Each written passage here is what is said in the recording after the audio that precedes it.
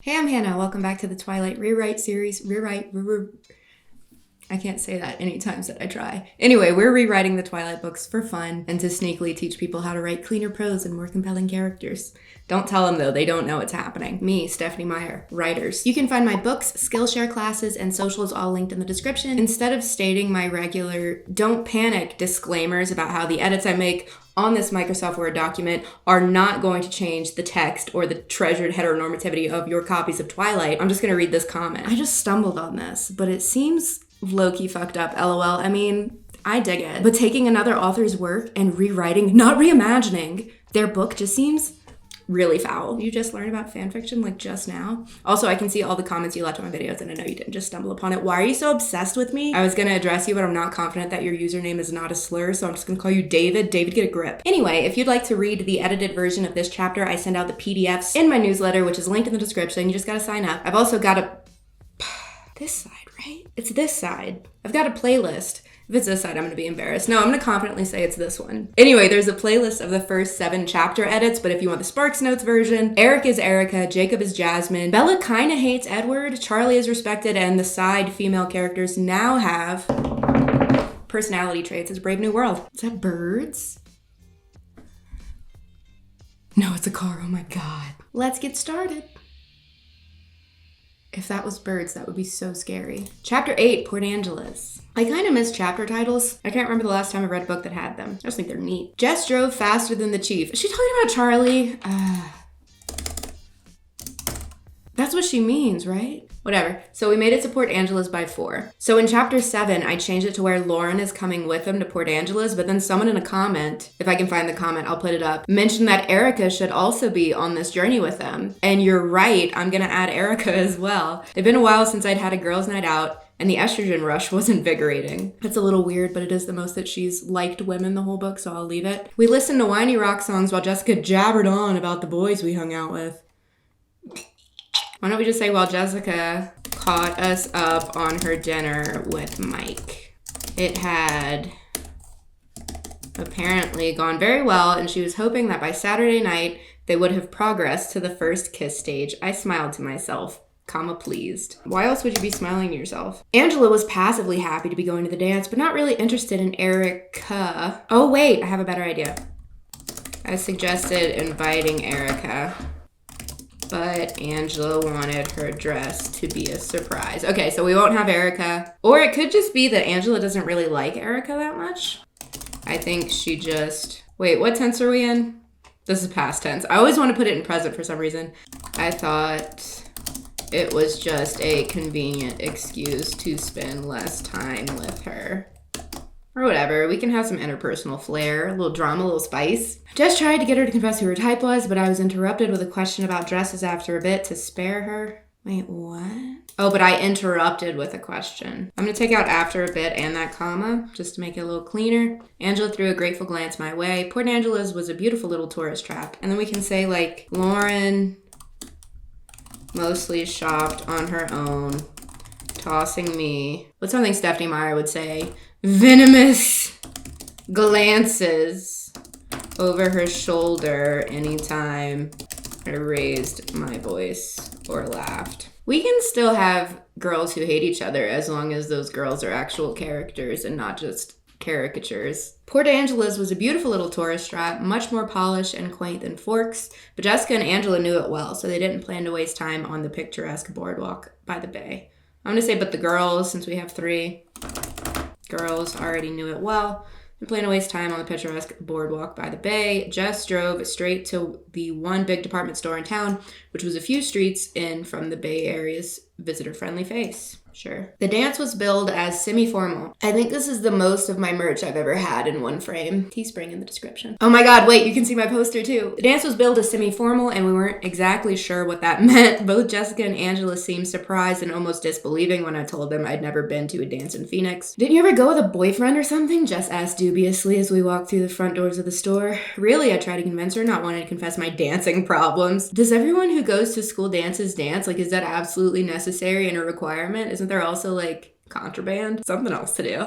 Not wanting to confess my dancing problems. I've never had a boyfriend or anything close. I didn't go out much. Lauren snorted. quietly, but didn't say anything. Why not? Jessica demanded. No one asked me, I answered honestly. She looked skeptical. People ask you out here, she reminded me. Wait, what? And you tell them no. Oh, people ask you out here. Okay. I thought she was like the general you. She was like, people are gonna ask you out and you need to tell them no. Jessica, shut up. Since when? We were in the junior section now, scanning the racks for dress-up clothes. Well, except for Tyler, Angela amended quietly. Excuse me, I gasped. What did you say? Wait, what? Tyler told everyone he's taking you to prom. Uh-oh. We can end that sentence and then make this its own. So like Jessica didn't look at me, but she also wasn't looking at the dress rack she was prodding through. I don't know if that clocks as a description. Do y'all get what I'm saying? Let me know. By the way, every 5 chapters, we do a live stream on Twitch where we kind of compile all of them to fix the changes that we've made throughout, like making Erica a girl. I had to go back and change all of the instances where that character appeared. So if you want to catch the next one, twitch.tv/HannahLeeKidder, give me a follow. He said, what? I sounded like I was choking. I told you it wasn't true, Angela murmured to Jessica. I was silent, still lost in shock that was quickly turning to irritation. But we had found the dress racks and now we had work to do. Oh, we were already there, so. That's why Lauren doesn't like you, Jessica whispered while we pawed through the clothes. We could be like, I eyed Lauren a few racks over. She was watching me. Drama, intrigue. I ground my teeth. Do you think that if I ran him over with my truck, he would stop feeling guilty about the accident? Then he might give up on making amends and call it even? I'm gonna take out that last sentence because it feels like a bit much. Maybe just snickered. That's why he's doing this. Okay, we get it. Bella's so sexy. Everyone wants her. Bring it down. The dress selection wasn't large, but both of them found a few things to try on. I sat on a low chair just inside the dressing room by the 3-way mirror, trying to control my fuming. Lauren entered the dressing room.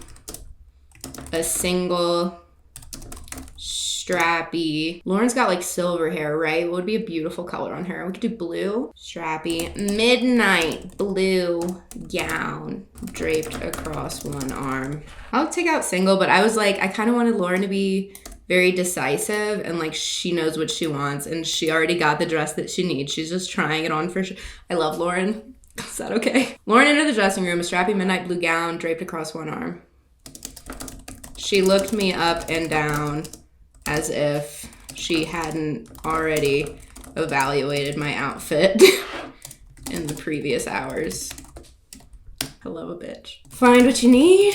I asked, trying to keep the grit from my voice. Trying not to. What about trying not to grit my teeth? I think so, she said, slipping behind a dressing curtain and emerging in the gown before the other two, merging in the gown to the sounds of the other two struggling. I want them to be really stupid. To the sounds of the other two still struggling into their own. I watched her glide to the 3-way mirror and hit a turn like a runway model. Someone has to be hotter than Bella. Looks great, I said honestly. She glared at me in the reflection. What do you care? You know I'm not going with Tyler, right? I said low, but the shuffling and grunting quieted in the next dressing room, so I know they heard me. Why would I care?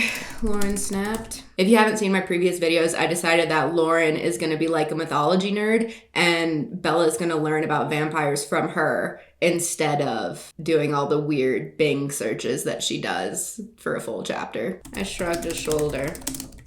Just heard a rumor. Lauren didn't respond, but the crease between her eyebrows softened. I'm going to give Lauren a backpack. Kept a backpack.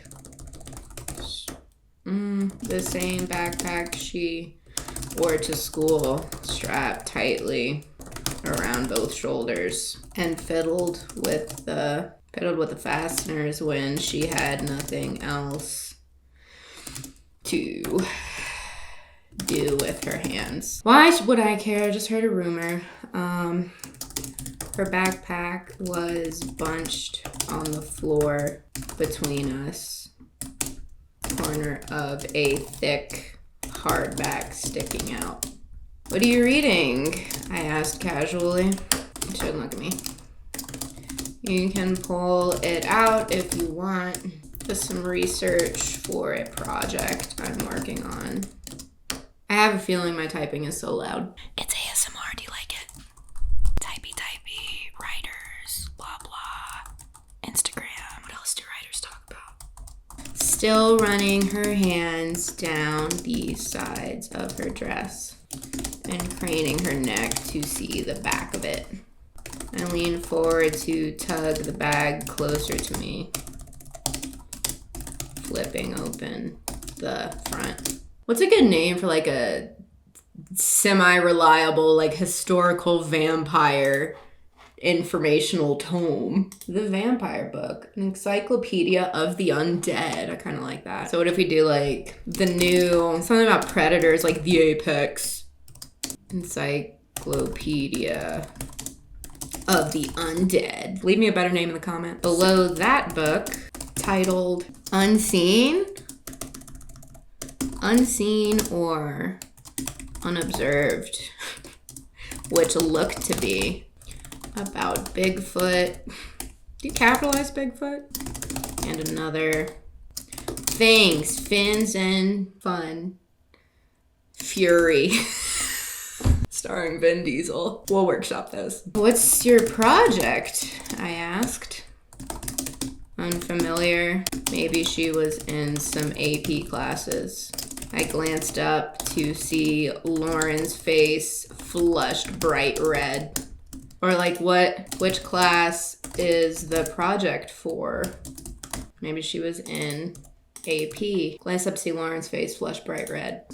It's for, she started. Then she bent to shuffle the books back in her bag and zipped it closed. It's for a novel. Oh, cool, I said, genuine excitement and interest in my voice for the first time this trip. On fantasy creatures? Wait, it's for a book. Like a fantasy novel?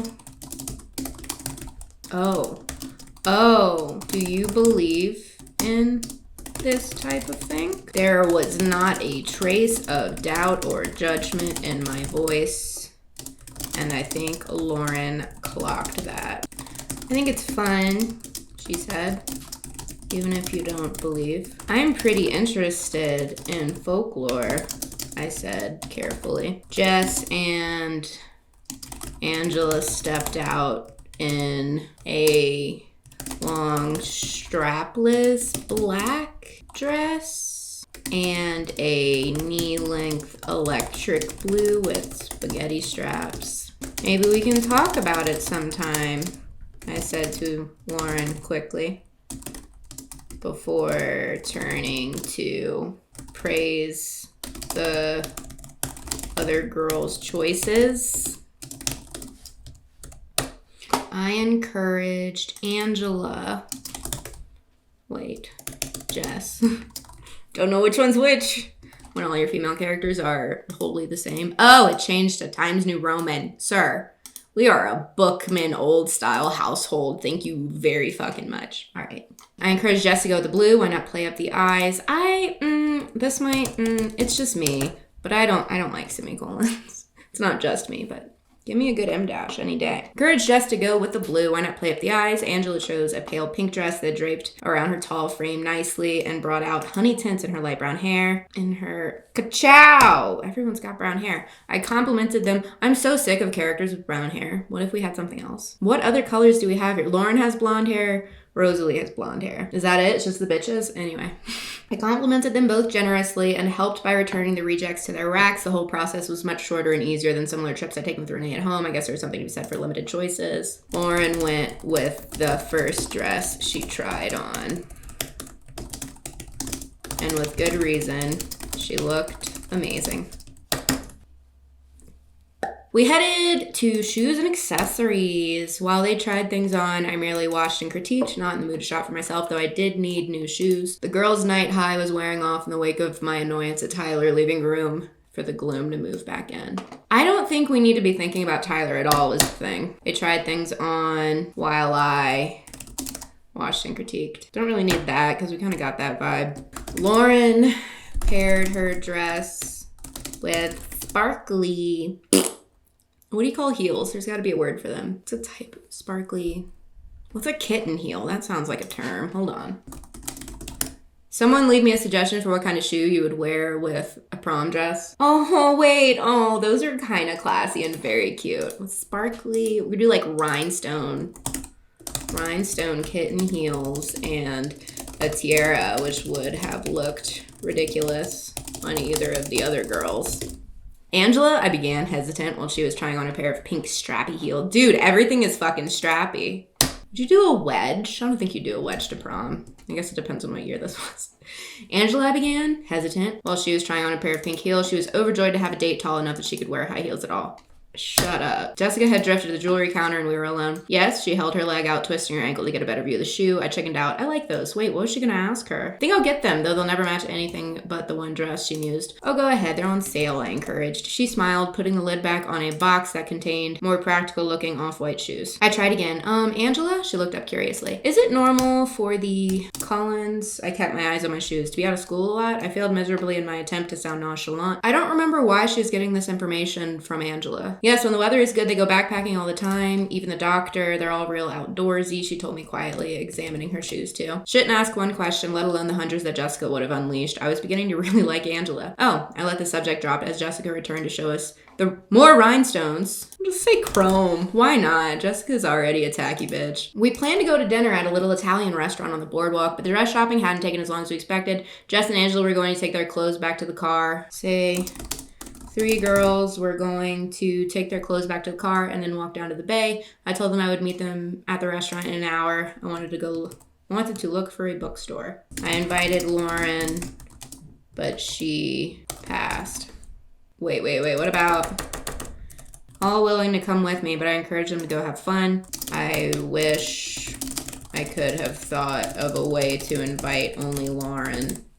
They walked off to the car chattering happily, and I headed in the direction Jess pointed out. I had no trouble finding the bookstore, but it wasn't what I was looking for. The windows were full of crystals, dream catchers, and books about spiritual healing. I didn't even go inside. Through the glass, I could see a 50-year-old woman with long gray hair, worn straight down her back, clad in a dress right out of the 60s, smiling welcomingly from behind the counter. I decided that was one conversation I could skip. There had to be a normal bookstore in town. I feel like you want the witchy stuff if you're going for like vampire lore. I meandered through the streets, which were filling up with the end of the workday traffic. I hoped I was headed toward downtown. I wasn't paying as much attention as I should to where I was going. I was wrestling with despair. Bitch, shut up. I was trying so hard not to think about him and what Angela had said. More than anything, trying to beat down my hopes for Saturday, fearing a disappointment more painful than the rest. Okay. When I looked up to see someone's silver Volvo parked along the street and it all came crashing down on me. Stupid, unreliable vampire, I thought to myself. Huh? I stomped along in the southerly direction. I stomped toward some glass-fronted shops that looked promising, but when I got to them, they were just a repair shop in a vacant space. I still had too much time to go looking for Jess and Angela yet, but I definitely needed to get my mood in hand. I definitely needed to get my mood in hand before I met back up with them. I ran my fingers through my hair a couple of times and took some deep breaths before I continued around the corner. I started to realize, as I crossed another road, that I was going in the wrong direction. The little foot traffic I had seen was going north, and it looked like the buildings here were mostly warehouses. I decided to turn east at the next corner. I don't think we need to know the directions. And then loop around after a few blocks and try my luck on a different street on my way back to the boardwalk. A group of 4 men turned around the corner I was heading for. Dressed too casually. Well, we just said at the next corner. I don't think we need I was heading for. Dressed too casually to be heading home from the office, but they were too grimy to be tourists. Have you seen a tourist? As they approached me, I realized they weren't too many years older than I was. I would just say much. They weren't much older. I think I'm just gonna say laughing loudly. They're laughing loudly, punching each other's arms. We could also say, like, One of them stuck his leg out to tip a trash can over. Like, instead of listing vague thing, vague thing, vague thing, you say vague thing, really specific thing. And it's kind of like, I talk about this a lot, but starting wide and then narrowing into something. This could just be like men behavior. And then this is like, oh, men behavior. You know what I mean? So you like see them and then understand them. I scooted as far to the inside of the sidewalk as I could to give them room. We could say I scooted to the very edge of the walkway, my shoulder brushing an empty storefront, or a vacant storefront if we wanted. Or are they in an alley? Okay, so I think she's still on a street. I remember in the movie it was like in an alleyway. Maybe it wasn't. And then just to make that a little clearer, we could say I walked swiftly, keeping my eyes on the corner. I think that's better. Hey there. Take out there. Hey there. Hey, one of them called as they passed, and he had to be talking to me since no one else was around. I glanced up. Two of them had paused. The other two were slowing. The closest, a heavyset, dark-haired man in his early 20s, seemed to be the one who had spoken. He was wearing a flannel shirt open over a dirty... He was wearing a flannel open over a dirty t-shirt, cut off jeans, and sandals. Took half a step toward me. Oh, sandals. Never trust a man in sandals. Hello, I mumbled, a knee-jerk reaction. Then I quickly looked away and walked faster toward the corner. Could hear them laughing at full volume behind me. Hey, wait, one of them called after me again, but I kept my head down and rounded the corner with a sigh of relief. And take that out. I could still hear them chortling behind me. I don't like chortling. I found myself on a sidewalk leading past the backs of several somber-colored warehouses, each with a large bay door for unloading trucks, padlocked for the night. The south side of the street had no sidewalk, only a chain-link fence topped with barbed wire protecting some kind of engine part storage yard. I'd wandered far past the part of Port Angeles that I, as a guest, was intended to see. It was getting dark. I don't know if this is supposed to be a new paragraph, but I want it to be. Getting dark, I realized the clouds finally returning, piling up on the western horizon, creating an early sunset. Eastern sky was still clear, but graying, shot through with streaks of pink and orange. I left my jacket in the car, and a sudden shiver made me cross my arms tightly across my chest. A single van passed me, and then the road was empty. The sky suddenly darkened further. Suddenly.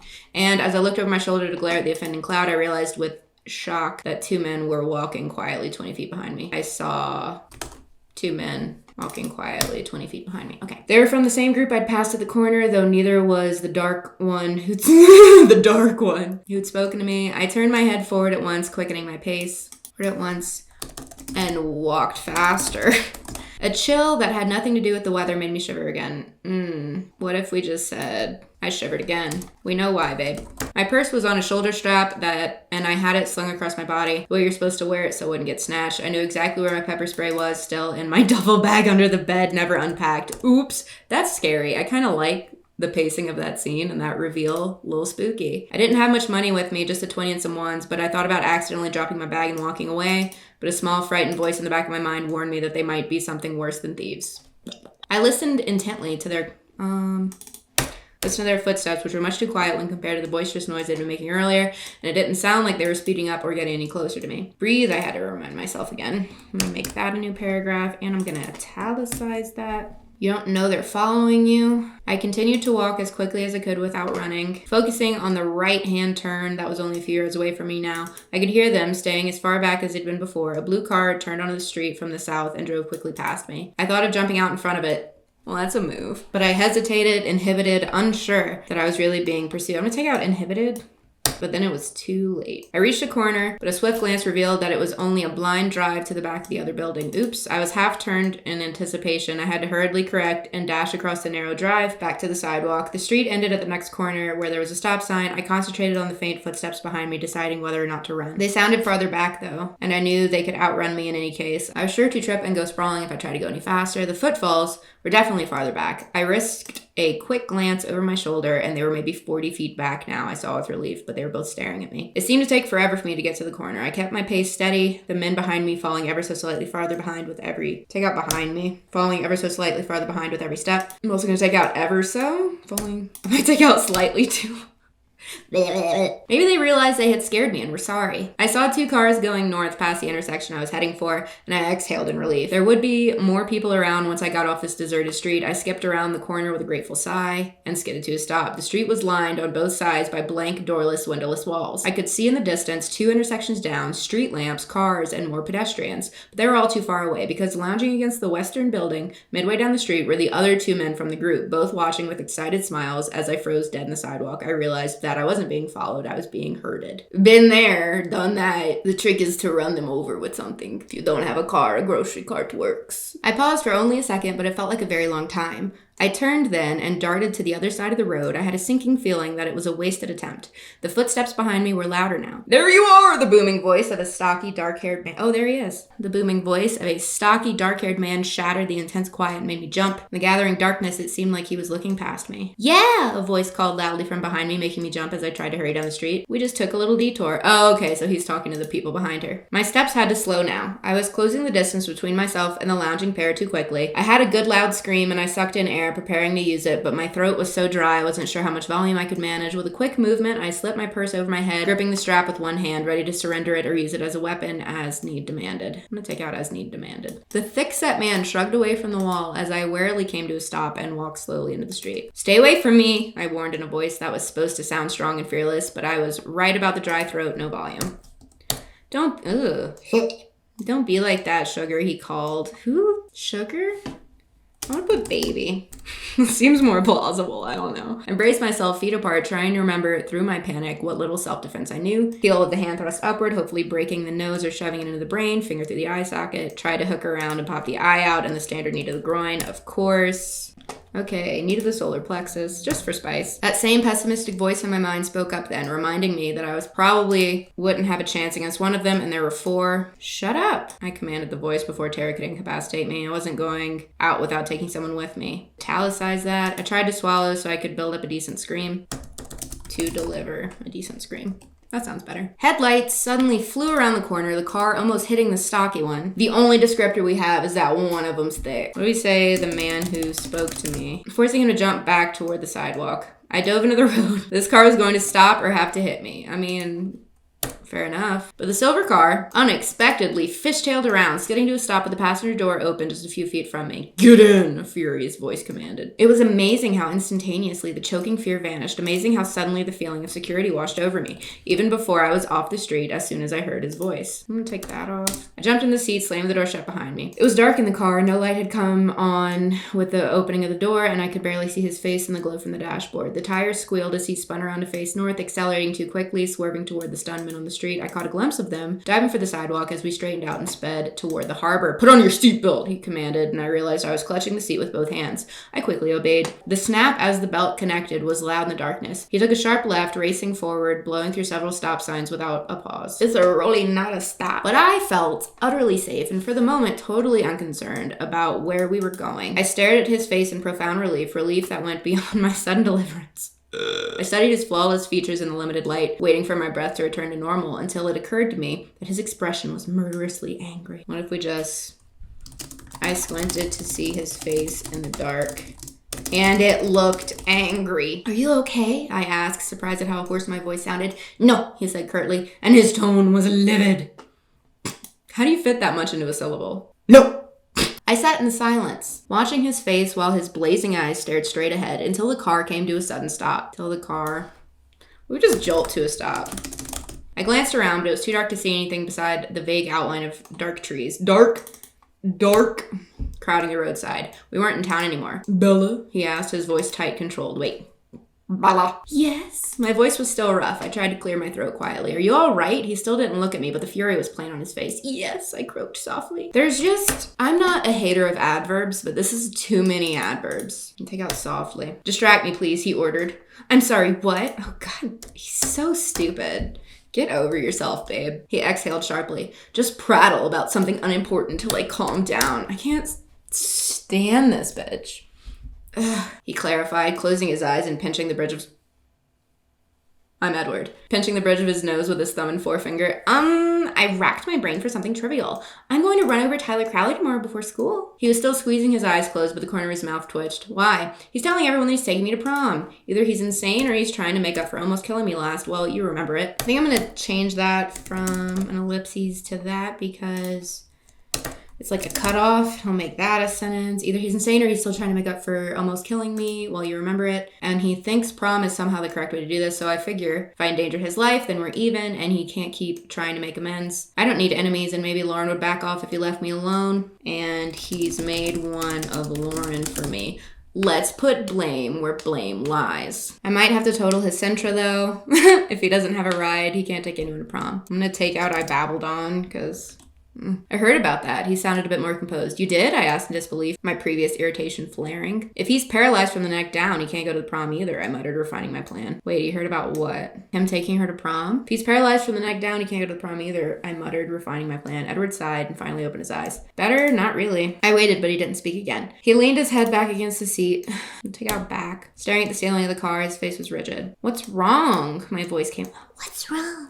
My voice came out in a whisper. Sometimes I have a problem with my temper, Bella. Yeah? He was whispering too, and he stared out of the window, his eyes narrowed into slits. But it wouldn't be helpful for me to turn around and hunt down those. He didn't finish his sentence, looking away, struggling for a moment to control his anger. At least, he continued, that's what I'm trying to convince myself. I'm gonna take that out because it's a bit much.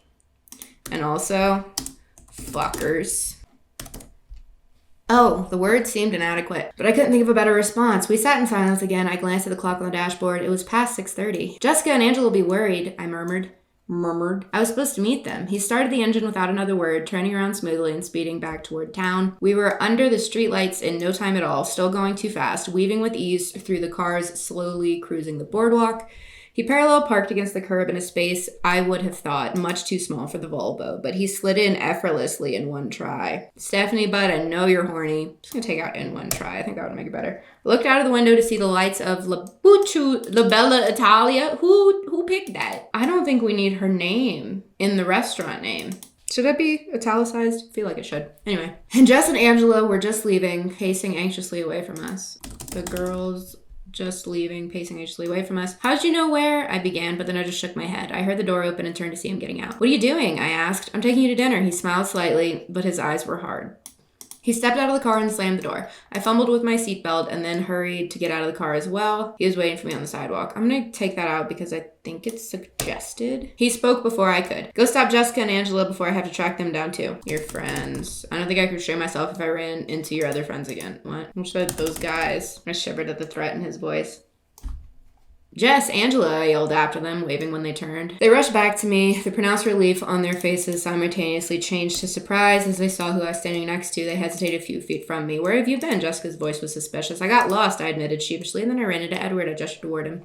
Would it be all right if I join you? He asked in his silken, irresistible voice. I could see from their staggered expressions that he had never unleashed his talents on them before. Shut the fuck up. Sure. Actually, Bella, we already ate while we were waiting. Sorry, Angela confessed. That's fine, I'm not hungry, I shrugged. Think you should eat something. Edward's voice was low, but full of authority. He looked at Jessica and spoke slightly louder. Do you mind if I drive Bella home tonight? That way you won't have to wait while she eats. No problem, I guess. She bit her lip, trying to figure out from my expression whether that was what I wanted. I winked at her. I wanted nothing more than to be alone with my perpetual savior. I'm gonna... There were so many questions that I couldn't bombard him with till we were by ourselves. Lauren glared Edward up and down, then looked at me with a raised eyebrow. I nodded to her, but the apprehension didn't leave her face. Lauren doesn't like Edward because... Okay, Angela was quicker than Jessica. Angela chirped. See you tomorrow, Bella. Edward. She grabbed Jessica's hand and pulled her toward the car, which I could see a little ways away, parked across First Street. Lauren turned last, cold gaze still on Edward. But they all piled into Jessica's car, doeing. Is doeing a verb? Doeing me as they drove past. Honestly, I'm not hungry, I insisted, looking up to scrutinize Edward's, looking up. Why not just looking up at Edward? His expression was unreadable. Why doesn't he just smile for a minute? He smiled small. I keep fucking up the tense. Gonna have to look for that when we do our compilation edit. He walked to the door of the restaurant and held it open with an obstinate expression. Obviously, there would be no further discussion. I walked past him into the restaurant with a resigned sigh. The restaurant wasn't crowded. It was the off-season in Port Angeles. The host was female, and I understood the look in her eyes when she assessed Edward. I'm so tired. She welcomed him a little more warmly than necessary. I was surprised by how much that bothered me. She was several inches taller than I was and unnaturally blonde. First off. Second off, shut up. A table for two? His voice was alluring, whether he was aiming for that or not. I saw her eyes flicker to me and then away, satisfied by my obvious ordinariness. Satisfied that I was nothing but ordinary. Like, if we're gonna be insufferable, can we at least be casual as well? And by the cautious, no-contact space Edward kept between us. She led us to it. Why would she care? She's doing her job. I'll let her be a little bitchy, but she's not gonna be worried about some rando and her boyfriend or whatever. She led us to a table big enough for four in the center of the most crowded area of the dining floor. I was about to sit, but Edward shook his head at me. Perhaps something more private, he insisted quietly to the host. I wasn't sure, but it looked like he smoothly handed her a tip. I'd never seen anyone refuse a table except in old movies. Aha, he's old. It's just too much, Bella. It's too much. Sure, she sounded as surprised as I was. She turned and led us around a partition to a small ring of booths, all of them empty. How's this? Perfect. He flashed his gleaming smile, dazing her momentarily. She shook her head. We don't need this many M dashes. She shook her head and blinked. Your server will be right out. She walked away unsteadily. You really shouldn't do that to people, I criticized. It's hardly fair. Do what? Dazzle them like that. Is that why he says, do I dazzle you? That's less stupid, but not by a lot. Okay, dazzle them like that. She's probably hyperventilating in the kitchen now. I love an M dash, Stephanie, but you go too far. He seemed confused. Oh, come on, I said dubiously. Scoffed. You have to know the effect you have on people. He tilted his head to one side and his eyes were curious. I dazzle people? Shut up, just stop. You haven't noticed? Do you think everybody gets their way so easily? He ignored my question. Do I dazzle you? No, it's still bad. This is still unacceptable. Why do I remember that line from the movie but not the conversation that came before it? Frequently, I admitted. Then our server arrived, her face expectant. Oh, it's another jealous woman. The hostess had definitely dished behind the scenes, and this new girl didn't look disappointed. She flipped a strand of short black hair behind one ear. Wait, she flipped it behind her? Why don't we tuck it? And smiled with unnecessary warmth. Okay. When we just wrap. Hello, my name is Amber and I'll be your server tonight. What can I get you to drink? I didn't miss that she was speaking only to him. He looked at me. I'll have a Coke. It sounded like a question. 2 Cokes, he said. M'lady. I'll be right back with that, she assured him with another unnecessary smile. But he didn't see it. He was watching me. What? I asked when she left. His eyes stayed fixed on my face. How are you feeling? I'm fine, I replied, surprised by his intensity. Sitting back. How are you feeling? He asked intensely. I shifted away from him uncomfortably. Or he could say, I stayed fixed on my face and he leaned forward. I'm fine, I replied. I shifted further into my chair. You don't feel dizzy, sick, cold? Should I? He chuckled at my puzzled tone. Babe, what? Well, I'm actually waiting for you to go into shock. His face twisted up into that perfect crooked smile. That's a little creepy. Like if someone's like, hey babe, have you been traumatized? And then their face twists into a smile about it? I don't know. I don't think that will happen, I said after I could breathe again. I've always been very good at repressing unpleasant things. Okay. Just the same, I feel better when you have some sugar and food in you. Okay. Right on cue, the waitress appeared with our drinks and a basket of breadsticks. She stood with her back to me as she placed them on the table. Are you ready to order? She asked Edward. Bella? He asked. She turned unwillingly toward me. I picked the first thing I saw on the menu. I'll have the mushroom ravioli. And you? She turned back to him with a smile. Nothing for me, he said. Of course not. Should this be italicized? Let me know if you change your mind. The coy smile was still in place, but he wasn't looking at her, and she left dissatisfied. Drink, he ordered. I sipped in my soda obediently. and then drank more deeply, surprised by how thirsty I was. I realized I had finished the whole thing when he pushed his glass toward me. Thanks, I muttered, still thirsty. Take out still thirsty. The cold from the icy soda was radiating through my chest and I shivered. Are you cold? It's just the Coke, I explained, shivering again. Don't you have a jacket? His voice was disapproving. Yes, I looked at the empty bench next to me. Oh, I left it in Jessica's car. I realized. That's not a dialogue tag, babe. Edward was shrugging out of his jacket. I suddenly realized that I had never once noticed what he was wearing. Not just tonight, but ever. I just couldn't seem to look away from his face. I made myself look now, focusing. He was removing a light beige leather jacket. No. To reveal, because we don't need so many semicolons, an ivory turtleneck sweater. Fucking dork. It fit him snugly, emphasizing how muscular his chest was. He looked like a dweeb. He handed me the jacket, interrupting my ogling.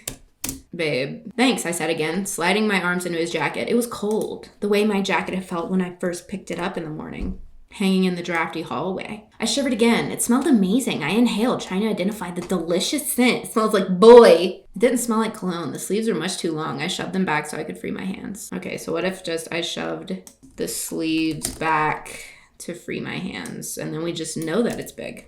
The color blue looks lovely with your skin, he said, watching me. That's not true. Pale people in blue. Look at this. This isn't a vibe. I was surprised. I looked down, flushing, of course. I'm just gonna not have her react. He pushed the bread basket toward me before I had time to blush. We'll baby step away from her liking him. Is bread basket one word?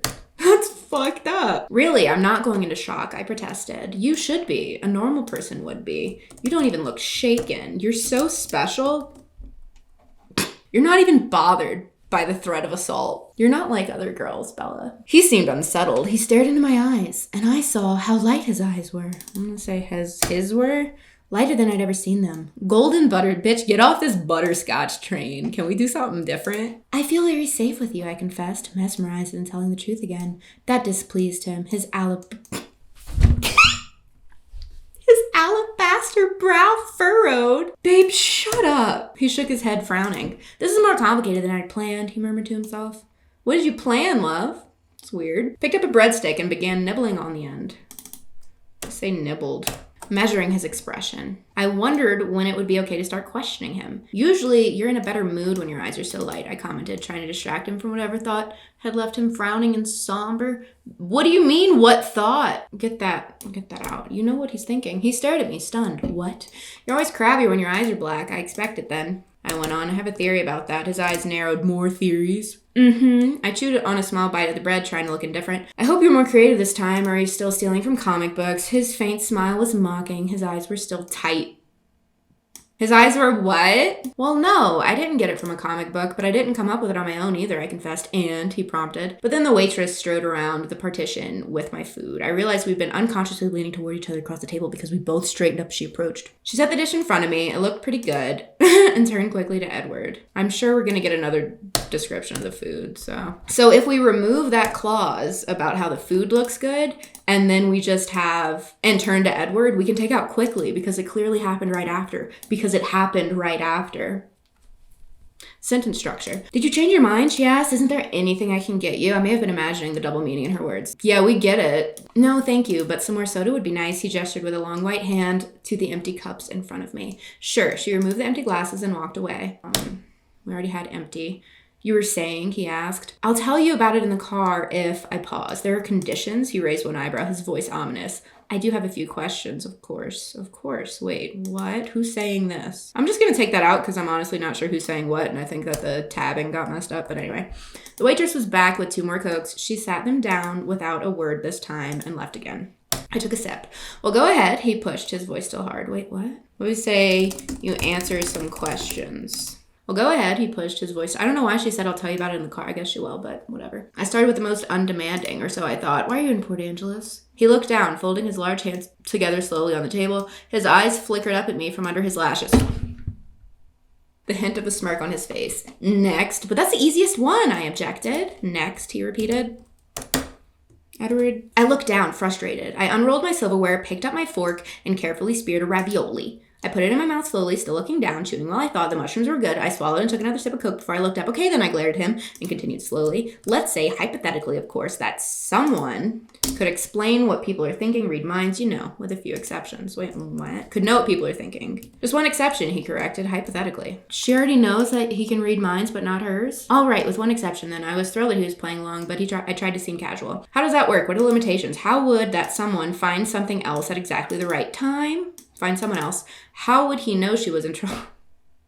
Why are we being vague? I wondered if my convoluted questions even made sense. Yeah, Bella, we don't know what you're talking about. Hypothetically, he asked. Sure.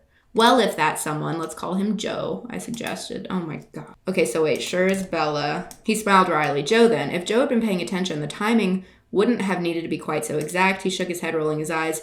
Only you could get in trouble in a town this small. He would have devastated their crime rate statistics for a decade, you know. You would have devastated. What? We're speaking of a hypothetical case, I reminded him frostily. He laughed at me, his eyes warm. Yes, we were. Shall we call you Jane? What's the point of this interaction? What's the point? What's the reason? Tell us the reason. How did you know? I asked, unable to curb my intensity. I realized I was leaning toward him. He seemed to be wavering, torn by some internal dilemma. Okay. His eyes locked with mine, and I guessed he was making the decision right then whether or not to simply tell me the truth. I'm going to take out wavering, actually. You can trust me, you know, I murmured. I reached forward without thinking to touch his folded hands, but he slid them away minutely, and I pulled my hand back. I don't know if I have a choice anymore. His voice was almost a whisper. I was wrong. You're much more observant than I give you credit for. Yeah, because you think she's an infant child, and you still want to bone her. So, I thought you were always right. I used to be. He shook his head again. I was wrong about you on one other thing as well. You're not a magnet for accidents. That's not a broad enough classification. You're a magnet for trouble. If there's anything dangerous within a 10-mile radius, it will invariably find you. And you put yourself into that category, I guessed. His face turned cold, expressionless. Unequivocally. I would shoot this man on sight. I stretched my hand across the table again, ignoring him when he pulled back slightly once more. I'm going to make these commas. And I'm just going to have ignoring when he pulled back. To touch the back of his hand shyly with my fingertips. I'll take out shyly because she's like, he doesn't want her to touch him, and she is anyway. It feels not very shy. His skin was cold and hard like stone. Thank you. My voice was fervent with gratitude. That's twice now. His face softened. Let's not try for 3. Agreed. I scowled, but nodded. He moved his hand out from under mine, placing both of his under the table, but he leaned toward me. I followed you to Port Angeles, he admitted, speaking in a rush. Ew. I've never tried to keep a specific person alive before, and it's much more troublesome than I would have believed. But it's probably just because it's you. Ordinary people seem to make it through the day without so many catastrophes. He paused. I wondered if it should bother me that he was following me. Instead, I felt a strange surge of... I'm going to take that out just because... He stared, maybe wondering why my lips were curving into an involuntary smile.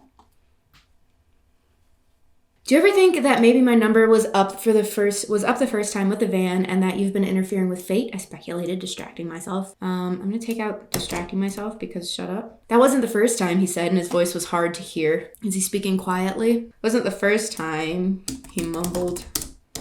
Your number was up when I met you. I felt a spasm of fear at his words and the abrupt memory of his violent black glare that first day. But the overwhelming sense of safety I felt in his presence stifled it. By the time he looked up to read my eyes, there was no trace of fear in them. How do you know, babe? You remember? He asked, his angel's face grave. Yes, I was calm. And yet here you sit. How do you know what she's talking about? I also feel like Edward should be incredibly bad at communication because he doesn't have to check body language. He doesn't have to look for subtext, because he reads minds. So I feel like he should be much more lost, like, all the time. And yet here you sit. There's a trace of disbelief in his voice. He raised one eyebrow. I'm going to take out that. He raised one eyebrow. Yet here I sit. Yet here I sit because of you. I paused. Because somehow you knew how to find me today? I prompted. Actually, no. I'm going to take out I prompted because we already had I paused. Just shut up. He pressed his lips together, staring at me through narrowed eyes, deciding again. His eyes flashed down to my full plate and then back to me. You eat, I'll talk, he bargained. I quickly scooped another ravioli and popped it in my mouth. Ah! It's harder than it should be, keeping track of you. Usually, I can find someone very easily. Once I've heard their mind before, he looked at me anxiously and I realized I had frozen. I made myself swallow and stabbed another ravioli and tossed it in. I was keeping tabs on Jessica, not carefully. Like I said, only you could find trouble in Port Angeles. And at first, I didn't notice when you took off on your own. I'm going to take all of that out. I'm going to take out then.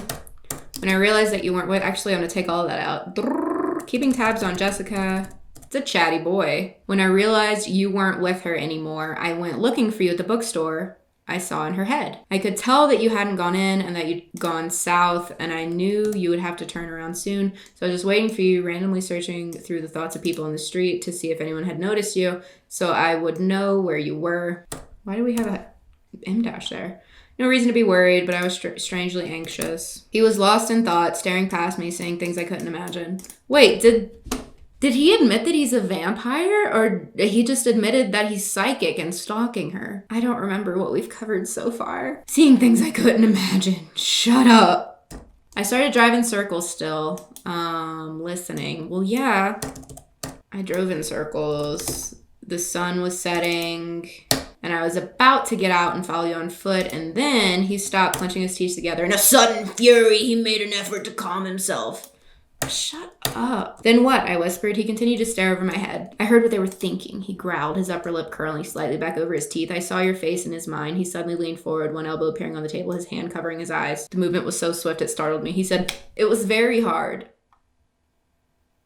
What was? It was hard. You can't imagine how hard. Hard for me to simply take you away and leave them alive. What if we say and leave them? His voice was muffled by his arm. He left the word unsaid. Alive.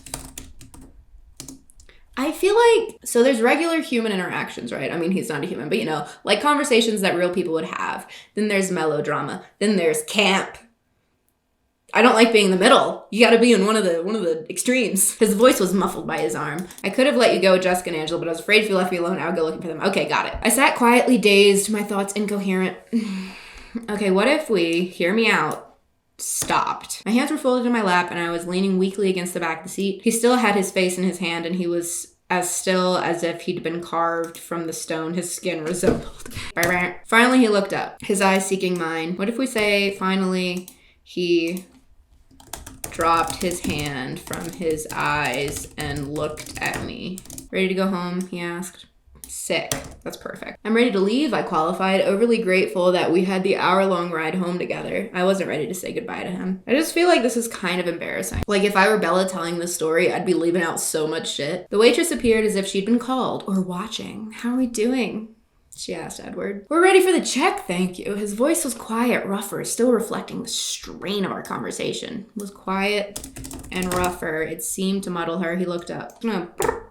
Sure, she stuttered. Here you go. She pulled a small leather folder from the front pocket of her black apron and handed it to him. There was a bill in his hand already. He slipped it into the folder and handed it back to her. No change. He smiled. Then he stood, and I scrambled awkwardly to my feet. She smiled invitingly at him again. You have a nice evening. He didn't look away from me as he thanked her. I suppressed a smile. Why does every woman exist? To be jealous and to be jealous of. That's it. That's all they're for. He walked close beside me to the door, still careful not to touch me. I remembered what Jessica had said about her relationship with Mike, how they were almost to the first kiss stage. I sighed. Edward seemed to hear me, and he looked down curiously. Well, yeah, you sighed, babe. He's got super vampire hearing. Edward looked down curiously. I looked at the sidewalk. Put glanced so we don't have looked twice. Grateful that he didn't seem to be able to know what I was thinking. Grateful that he didn't know what I was thinking. He opened the passenger door, holding it for me as I stepped in, shutting it softly behind me. I watched him walk around the front of the car, amazed yet again by how graceful he is. We don't need so many commas. I probably should have been used to that by now, but I wasn't. I'm gonna take out by now because that's weird present tense. I don't know. I had a feeling Edward wasn't the kind of person anyone got used to. Once inside the car, he started the engine and turned the heater on high. It had gotten very cold, and I guessed the good weather was at an end. I was warm in his jacket though, breathing in the scent of it while I thought he couldn't see. Edward pulled out through the traffic, apparently without a glance. Take that. Edward pulled into traffic without a glance, flipping around to head toward the freeway. Now, he said significantly, it's your turn. What if we say, I don't know. Let's hear it. Sick, because we did take out that line that was like, I'm gonna tell you in the car. I feel like, correct me if I'm wrong, don't. She was like, I'm gonna tell you some stuff, but in the car later. First I have questions. And then she asked questions. There were not very many of them. She didn't give very much information. How did she know how long they'd be sitting there? Why wouldn't they just sit there and she would tell him her theories? Why was she like, you know what, actually, I'm gonna wait until we're in the car? for no reason. Just seems weird. I still don't have the terminology to describe what Stephenie Meyer does, but it's just like when you're reading it, you're like, an author wrote this who knows everything that's going to happen. It's like the author is too present in the text. I just don't think that Bella should be omnipotent, but she seems to be. Anyway, thanks for watching, and thank you to my patrons for sponsoring this video. If you would like the PDFs of these chapters, check the description for a link to my mailing list, and check out the playlist for all the other chapters. I'll see you next week. Bye.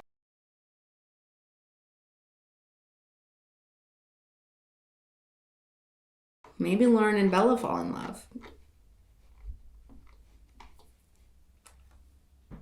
He stepped out of the car.